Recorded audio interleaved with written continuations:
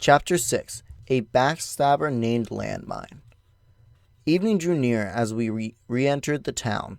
We decided to have another look at the weapon shop. Well, if it isn't my little shield buddy. The other heroes stopped by too, you know. I guess the shop really was famous. The owner approached us, beaming from ear to ear. Yep, hey, do you know of a place that would buy this stuff from us? I showed him the loot from the orange balloons, and he responded by thrusting his finger towards the door. There's a shop set up for buying loot just down the road. I'm sure they'd buy it off you. Thanks. Sure. So why else did you decide to stop by? Oh well, I thought I'd get some equipment for my travel companion. My travel companion. I looked over to her as I spoke. She was closely inspecting various weapons around the store. How's your budget looking? I still had 680 pieces of silver. I wasn't sure how much of it I should use. What do you think, mine? ... She was deep in thought, comparing pieces of equipment. It was like she couldn't even hear me speaking to her. I had no idea what hotels went for around here, but it seemed like I'd better set aside at least a month's worth of lodging.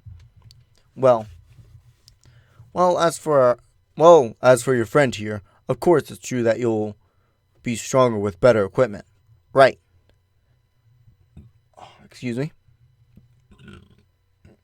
me again. It looked like there wasn't much I could do to increase my own attack power, but I had better focus my resources on buying mine's equipment. You might fix the price on me, so let's talk them out right now. Ha ha ha.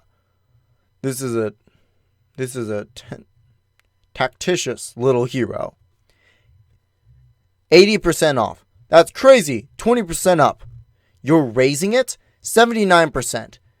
You haven't even seen the product yet, you fool. Whatever. 90% off. Give me a break. 21% up. You're not supposed to raise it. 100% off. Like I give it to you for free, he snorted. Fine. 5% off. That's it? 92%. We argued like this for a little while before mine came over with a cute piece of armor and expensive gold inlaid sword. Hero, I think this will be sufficient. What do you think, old man? 60% off? I'll give you a deal. 480 pieces of silver, and that's a 59%. Before mine decided on what she wanted, we were already able to haggle a good arrangement for ourselves. But all we had left was 200 pieces of silver. Would that be enough?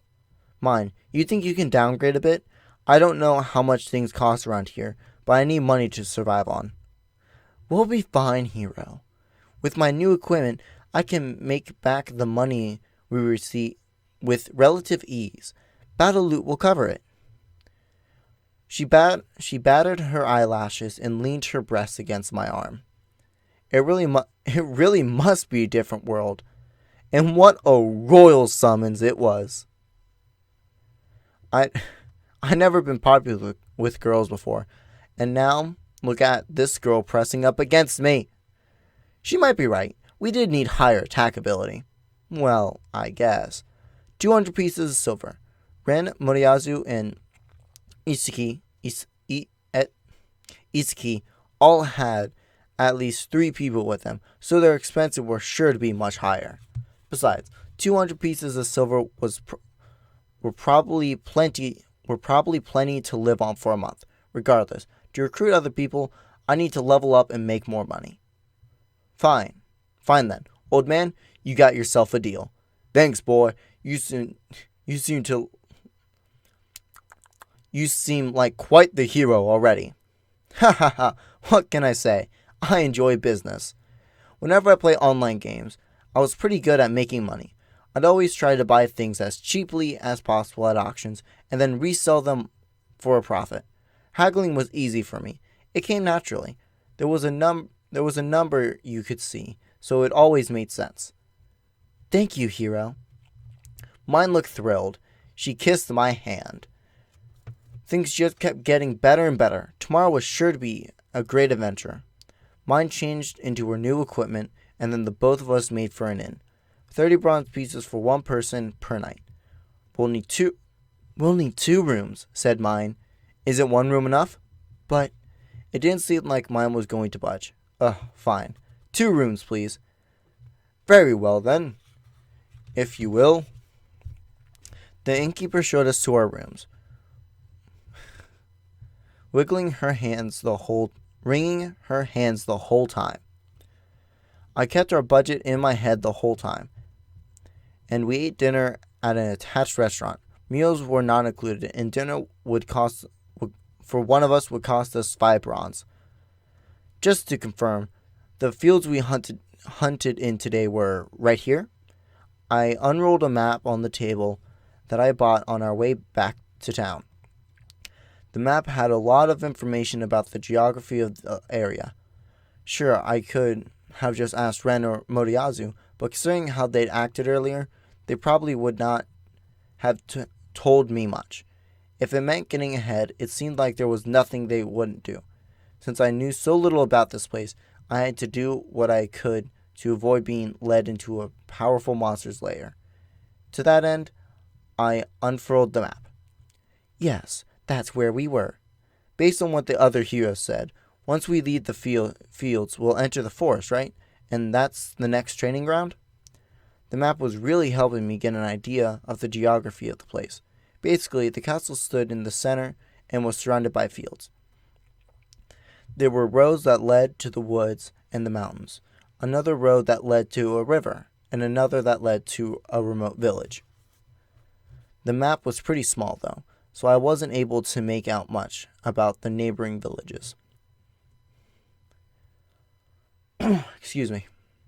I wasn't able to see what lay on the other side of the forest, but if I didn't try to pick an appropriate path to stronger monsters, we'd never level up. Well, you can't see it on the map, but I was thinking of heading to a village on the other side of the forest. It's called Laughin. Laughin? Yeah, Laughin. You don't say. On the outskirts of the village, there's a dungeon suited for beginners. A dungeon? The whole thing was like a dream. Online games normally just started off with hunting monsters and leveling up. But a dungeon? We might not make much money there, but it would be a great place to level up. I see. I have new equipment. Well, while we will depend on your defense, it should not be too difficult for us. Awesome, I'll consider it. Oh, no problem at all. Oh, hey, don't you drink wine? The restaurant had given us wine for our meals, but I had yet to touch mine. Nah, I don't really like alcohol. Excuse me? It's not that I can't drink. It's sort of the opposite. I never really end up drunk.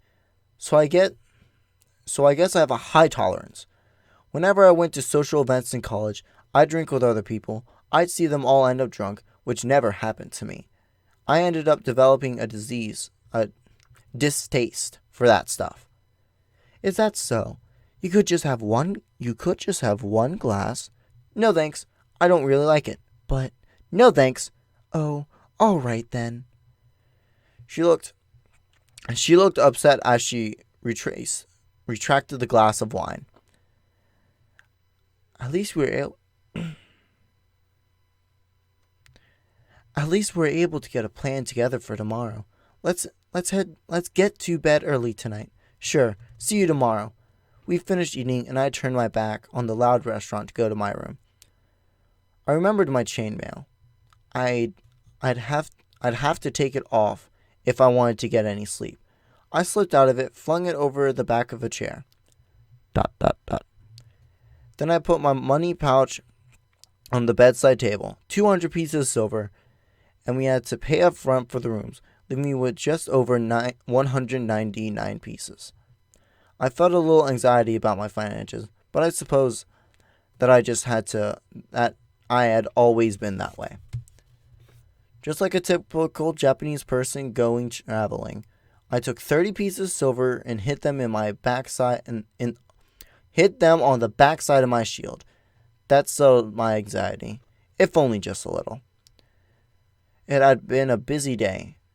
Now I knew how it felt to battle and defend a monster and defeat a monster. I'd felt it yesterday as well.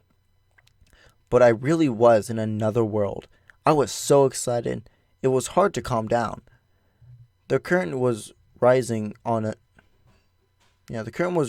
new, shining adventure. I might be a little behind the others, but there was a path just for me. I had no specific goal in mind. I could do whatever I wanted. I was suddenly very sleepy. I could hear the sound of reverie coming from the restaurant. Some people, they looked almost like Moriyazu and Isuki, were talking down the hall. I thought I saw them walk by my doorway. I wondered if they were staying here too. I reached out and extinguished my lamp. It was still a little early, but I wanted to get some rest. Rattle, rattle. What was that? People yelling at the bar? Snore. Whisper, whisper. Something was pulling at my clothes. Hee, men are fools, so easily tricked. Can't wait until tomorrow. Who was that? Was it a dream? It was so cold. The sun was on my face, telling me that it was morning already. Still very groggy, I rubbed the sleep from my eyes and rose from bed and went to the window. I guess I'd slept later than I intended. The sun was already high in the sky. It must have been around 9. What? I suddenly realized that I was only wearing my underclothes. Had I slept out of my clothes in the night? Whatever. I looked out on the town. People were running around in the streets, bustling about just like any other day. There were merchants selling their wares, shops cooking up breakfast, and the carriages clattering down the road. It really felt like a dream. This new world was so wonderful. I noticed different kinds of carriages on the street. Some were pulled by big birds like ostriches. They looked just like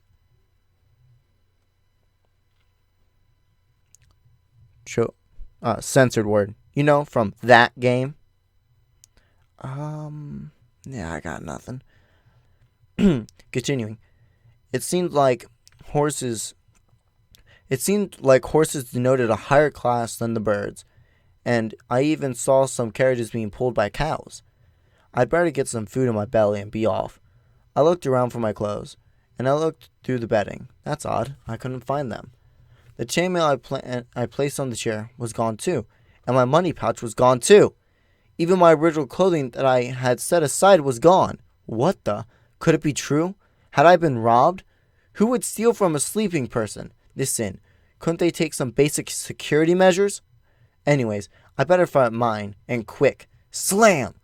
I flung the door open and ran to mine's room, which was next to mine. I banged heavily on the door. Mine! It's terrible. Our money equipment has been bang, bang, bang. No matter how hard I knocked, no sounds came from within. I heard footsteps approaching quickly. I turned. Castle Knights were running up to me. There were there was a veritable light in the darkness. I would tell them about the robbery and enlist their aid in finding the thief. Besides, what kind of an idiot would steal from a hero? You're knights from the castle, aren't you? Please, listen to me for a second. I turned to them and begged for their attention. Mine, come out already. This situation was getting worse by the second. You are the shield hero, yes? Well, yes, but what the hell? They sounded oddly aggressive. The king has summoned you. You will come with us. He summoned me? Okay, whatever. But before that, I've been robbed. We need to catch the... You will come with us. Now! One of them grabbed my collar and pulled me forcefully. That hurts! Listen to me! But they held my arms tightly and pulled me along with them. I was basically in my underwear, and there was no dignity in this. Why was I being treated this way? Mine! Please hurry! But the knights would not listen. We left mine in her room, and they dragged me back to the castle. The carriages I'd seen from before were apparently prepared to bring me back to the castle. And so, without understanding why, I came to be seen as a criminal by the town.